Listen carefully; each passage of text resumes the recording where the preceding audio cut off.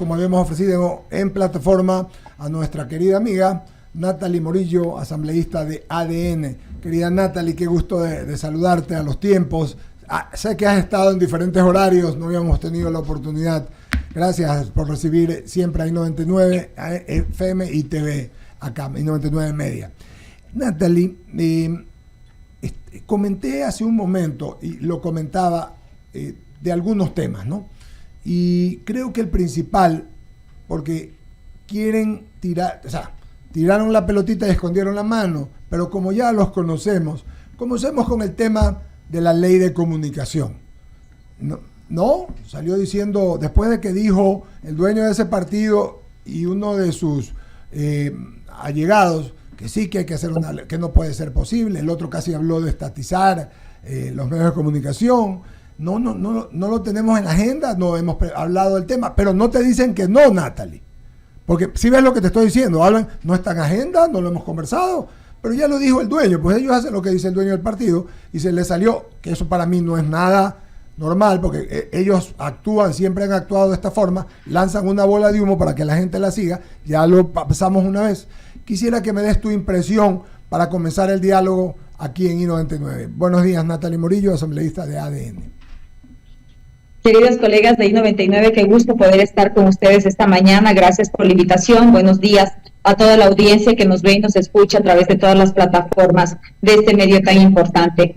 Pero claro, no creo que es de sorprenderse, ¿no? Recordemos cómo coartaron y nos pusieron la ley Mordaza, justamente porque a la Revolución Ciudadana le quita el sueño, que el ciudadano se pronuncie libremente y que los medios de comunicación, los periodistas hagan su trabajo. Por eso declaran sin una gota de rubor que es necesaria una nueva ley de comunicación, porque los medios de comunicación hacen lo que se les da la gana. Recordemos esos aciagos días, esos aciagos años, cuando gobernaban y cómo rompían los periódicos, cómo incluso su líder máximo decía epítetos como gordita horrorosa a nuestras periodistas, y ahí no existía la violencia de género, mientras que ahora sí, para todas las mujeres, por la mínima de su bancada, tratan de decir de la violencia de género, cuando ellos son los que violentan, los que agreden. Hemos visto un caso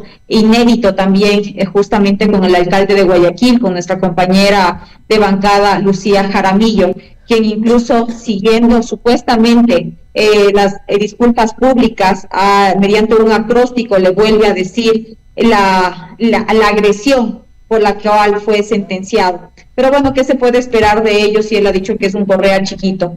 Pero adentrándonos al tema, la bancada de ADN, nosotros como Acción Democrática Nacional, no vamos a permitir esta persecución, no vamos a permitir que se regrese y que el país retroceda. El Ecuador ha dicho que quiere, los ecuatorianos han dicho que quieren un nuevo Ecuador, un país distinto, y como periodista que yo soy una convencida del respeto a las libertades públicas, y más bien lo que hacemos es agradecerles por anunciar con tiempo lo que harán, y así los ciudadanos tienen más razones para decirles que no el próximo 13 de abril.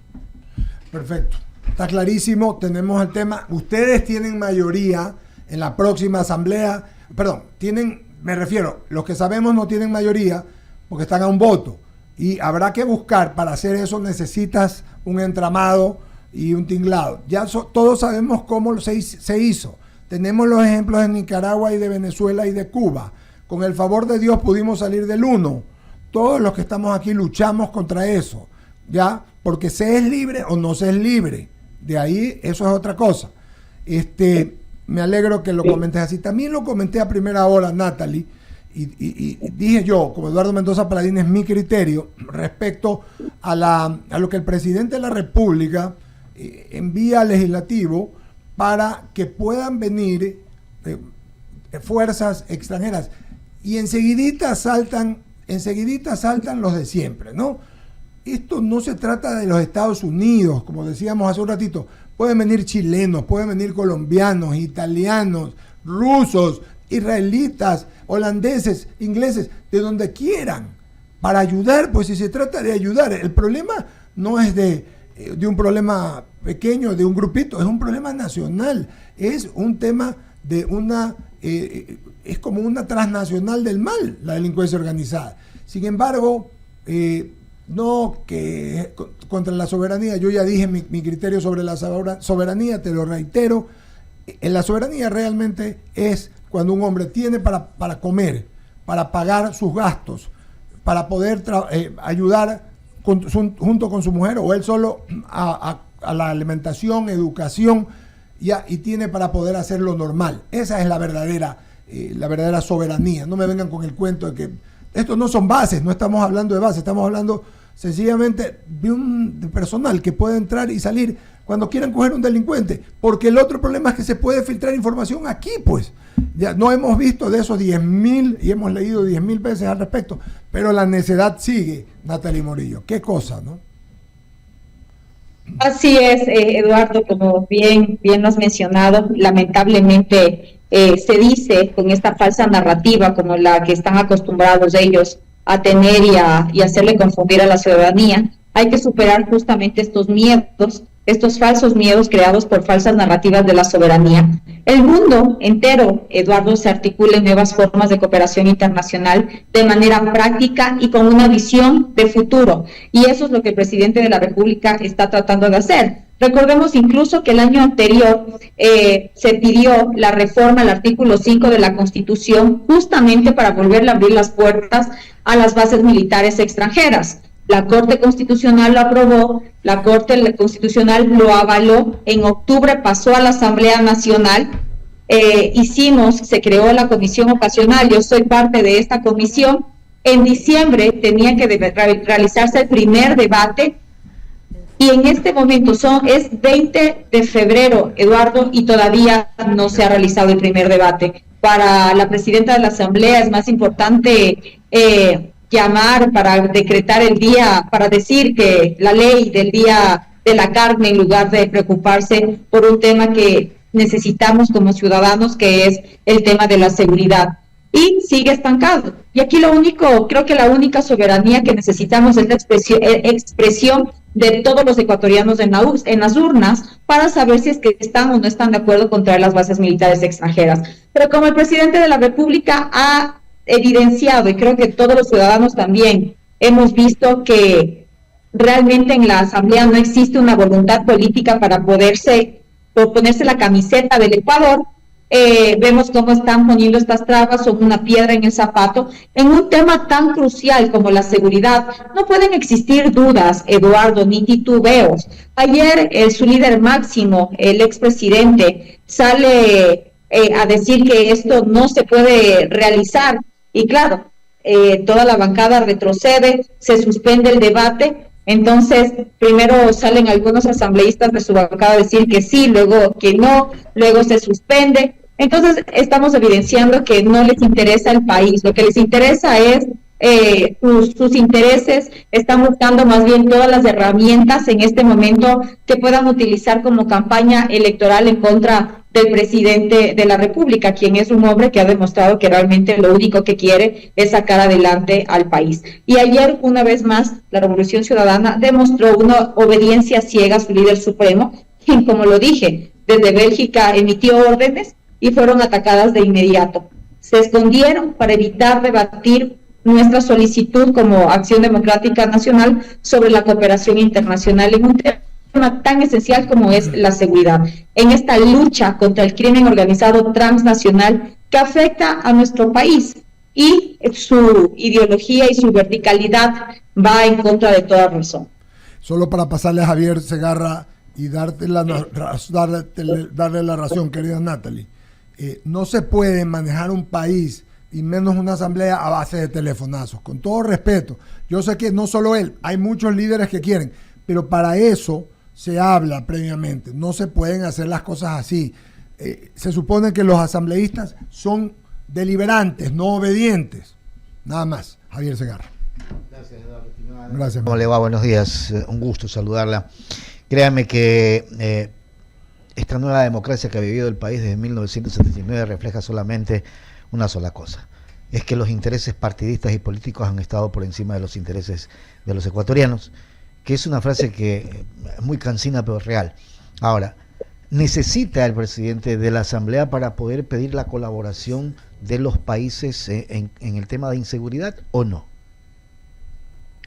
No lo necesita, lo necesita en el caso de la base de las bases militares extranjeras, porque es una reforma al artículo 5 de la Constitución, pero justamente el presidente es un hombre democrático, y teniendo en cuenta que la actual asamblea es una piedra en el zapato y a todo le dice que no, a todo exhorta, ha enviado justamente para que se vea, que nos pongamos todos esta camiseta del Ecuador y que existe una voluntad política para poder traer la cooperación internacional. Si el crimen organizado, Javier, actúa en conjunto, ¿por qué nosotros como políticos también no podemos juntarnos por esta causa? Porque no es una causa de un partido político o del presidente, aquí la causa son los ecuatorianos, pero eso lamentablemente no lo tienen en cuenta. Y no lo tienen en cuenta porque no les quiere interesar eso. Parecería que como lo manejan políticamente, entonces quieren tergiversar todo para evitar decir sí a una iniciativa de un mandatario, en este caso el presidente Noboa. Además que este es un problema regional, estimada Natalie, no solamente es el Ecuador, entonces tenemos que luchar contra la narcodelincuencia y la mafia, todos los países. Esto no es que Ecuador solo tendrá que luchar contra esos grupos de violentos, porque están regados en toda la región, pues, y entonces hay que hacer un trabajo de manera conjunta entre los países. Así es, Javier, justamente es un problema, es una problemática de América Latina, y justamente por eso necesitamos el apoyo para enfrentar a esta mafia transnacional, a este crimen organizado, que incluso tiene economías criminales, que su presupuesto es mucho mayor que el presupuesto del Estado. Entonces, solos no lo vamos a lograr, solos no podemos. Necesitamos la interdicción en seguridad, necesitamos estas operaciones conjuntas para poder monitorear en la parte aérea, en la parte marítima, en las fronteras. Recordemos quiénes metieron la mano en la justicia, quiénes metieron la mano en las instituciones de control, y por eso estamos pagando actualmente las consecuencias de esos aciagos daños. Es increíble, la verdad que uno no termina de entender. ¿Va a iniciar a la Asamblea a retomar el tema de analizar el secreto o no? Debería. Recordemos de qué bancada es la presidenta de la Asamblea. Ayer suspendieron la sesión, así que no me sorprendería que no llame a una continuidad, a una continuación del Pleno la próxima semana. Pero esperemos que realmente se pongan la camiseta, porque el país nos necesita unidos y conscientes de la difícil situación que estamos afrontando, y se pueda realizar la sesión la siguiente semana. Sin duda alguna, estimada Natalia. Le voy a dar el paso a Mauricio Salem para que continúe con el diálogo. Mauricio, adelante. Gracias, Javier. Natalie, buenos días. Gusto de saludarla a la distancia y hacerle dos preguntas puntuales.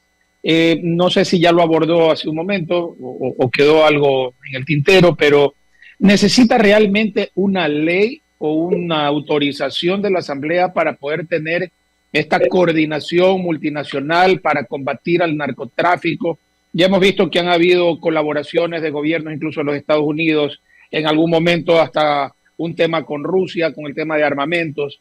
¿Existe realmente o cuál es el alcance que el presidente de la República necesitaría de la Asamblea para no tomar decisiones unilaterales en este sentido, cuando no se habla de instalación de bases, sino de una colaboración interinstitucional? ¿Qué exactamente es lo que se persigue a través de la autorización que se pide?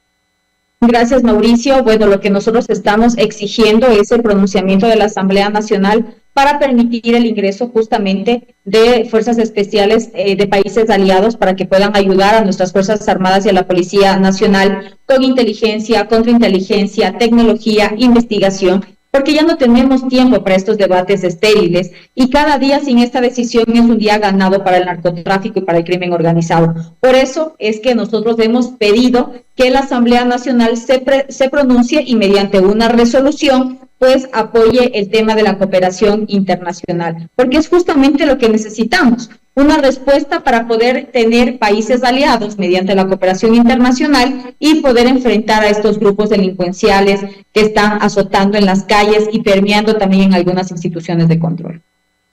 Pero es más un tema de respaldo moral más que legal, porque entiendo de que es un tema que se tiene que ver al país unido en ese sentido, para que estas fuerzas extranjeras se sientan también con la seguridad de que están viniendo a un país que está unido alrededor de esa autorización. Entiendo que es eso, ¿verdad? Exactamente, Mauricio, es justamente garantizarles a las fuerzas del orden, al resto de países que quieren cooperar con el Ecuador en la lucha contra el crimen organizado, que no van a llegar y que el día de mañana a esta asamblea actual, Asamblea Nacional, pues les vaya a sacar algún tipo de resolución tratando de sacarlos del país. Ya vimos cómo votaron a la base de Manta en aquella época y obviamente ese es el temor de muchos otros países.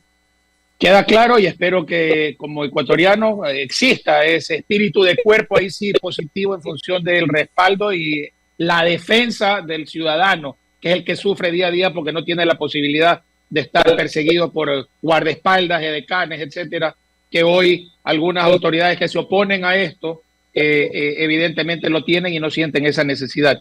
Y una última pregunta, Natalie. Usted es una de las personas que ha ido adelante en el sustento de la ley que envió el presidente de la República, y lo hablábamos hace un momento, el tema de los jóvenes que están en el desempleo, y el director de la radio decía muy acertadamente que si no hay cómo conseguir empleo hay que emprender. Y la ley de emprendimiento de mujeres, que son la base, el sustento del hogar, que muchas veces son madres solteras, madres solas, que necesitan sacar su familia adelante. Ustedes, y de lo que he visto en las discusiones de la Asamblea, se...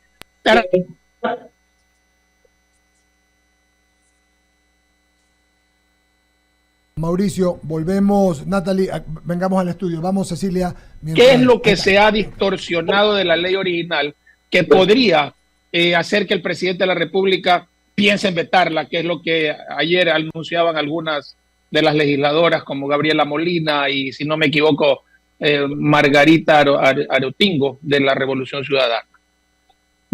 Muy buena pregunta, Mauricio. Bueno, sabemos que ahorita ellos están tratando de ser lo más populistas y demagogos posibles y a diferencia de nosotros, que nosotros le hablamos con sinceridad y con frontalidad a la ciudadanía. Esta ley, el concepto de esta ley era para poder ayudar justamente a las mujeres emprendedoras que ya tienen sus emprendimientos, que tienen un RUC y que han sido afectadas por la pandemia. Recordemos que hemos tenido crisis seguidas. Tuvimos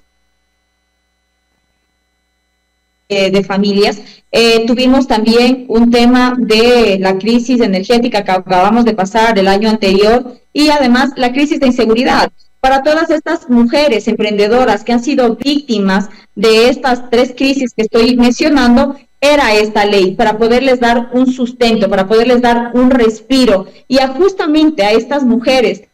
Porque, Mauricio, no sé si usted sabía la cifra, pero el 33.6% de las mujeres entre 18 y 64 años de edad son emprendedoras. Son mujeres que se esfuerzan cada día para poder sacar adelante a sus negocios y a sus familias. Muchas de ellas tuvieron que vivir las crisis que mencioné y para ellas era el tema y claro, lo que han hecho es abrirle para todo el mundo prácticamente y ahí vamos a tener un pequeño problema porque sabemos que debe existir un presupuesto, pero sabemos que en este momento también, como es un tema de elección, ellos lo que utilizan es el populismo y la demagogia. Pero la diferencia es que en cambio el presidente de la República es un hombre muy sensato, un hombre que cumple su palabra. Días atrás, y perdón que justamente va direccionado el tema, pero ya no es sobre las mujeres emprendedoras, pero el presidente de la República dio $60 millones que fueron acreditados a nuestros adultos mayores y a las personas con discapacidad mediante la devolución del IVA, que fue algo que él lo dijo desde el inicio de su gobierno y obviamente está cumpliendo. Él realmente está luchando para devolver a las personas, a los ciudadanos, lo que es suyo. Y aquí también quiero recordar y traer a la memoria que cuando Luisa González, la candidata de la Revolución Ciudadana, estuvo de ministra de Trabajo encargada días antes de que termine el gobierno en el 2017, justo a 2 días de que se realice el mando presidencial, firmó un decreto que fue criticado incluso por varios sectores y que ustedes como periodistas estoy seguro que lo tienen en mente, sobre el retiro por jubilación para los trabajadores de 70 años y que incluía también algunos artículos que complicaban y complicaron obviamente a personas con menos de 70 años de edad que cumplían requisitos para acceder a la jubilación no obligatoria para que puedan hacerlo. Ese también, recordemos quienes dejaron haciendo esto y que lamentablemente muchas personas fueron perjudicadas. Acá tenemos un presidente con convicción, un presidente valiente y que realmente cumple lo que puede, promete lo que puede cumplir.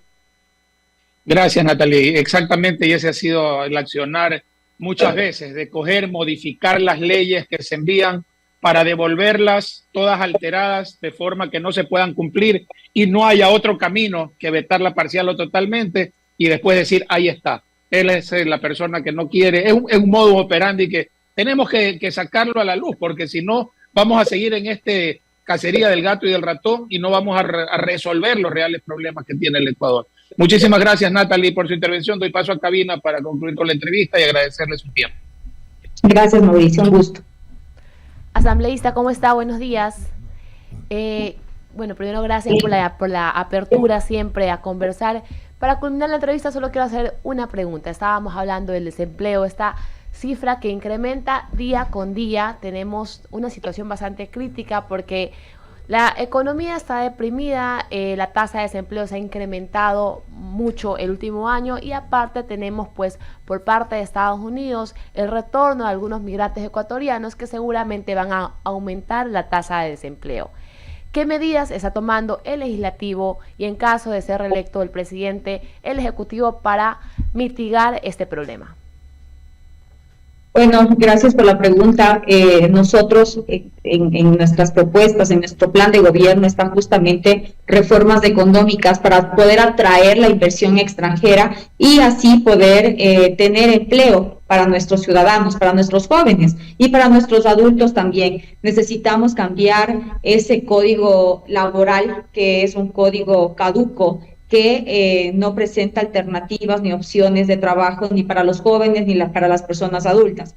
Porque como bien lo decían ustedes en antesala a la entrevista, por ejemplo, a los jóvenes les piden experiencia y a una persona mayor de 30 años le piden juventud porque piensan que ya los que tenemos más de 30 ya somos inservibles y no es así. Entonces necesitamos poder sentarnos con la academia, con la sociedad civil, con todos los expertos en la materia, para poder tener un código laboral que realmente cumpla con las necesidades de todos los ecuatorianos. No en una oficina o desde una oficina generar leyes o crear las reformas. Eso se tiene que hacer con la ciudadanía, que es la que siente a diario esta problemática y es la forma en la que vamos a realizarla. Pero justamente para esto necesitamos atraer la inversión extranjera. Y lamentablemente después de los resultados de la segunda, que sabemos que vamos a tener una segunda vuelta, lamentablemente muchos inversionistas pusieron un freno después de que teníamos un riesgo país que había bajado a 800 puntos después de tantos años, volvió a subir porque lamentablemente sabemos que la otra opción va a cerrarles las puertas, no va a estar de acuerdo a todo lo que sea una inversión para el Ecuador y que eso genere trabajo para todos los ecuatorianos. Así que nosotros estamos listos para cumplir con las necesidades que tiene el Ecuador y uno de ellos es el tema del empleo. Aclararnos estas dudas, Eduardo. Muchas gracias, Natalie. Un abrazo grande y seguimos trabajando. Que todo vaya bien. Gracias a ustedes, que tengan un excelente día. Lo mismo.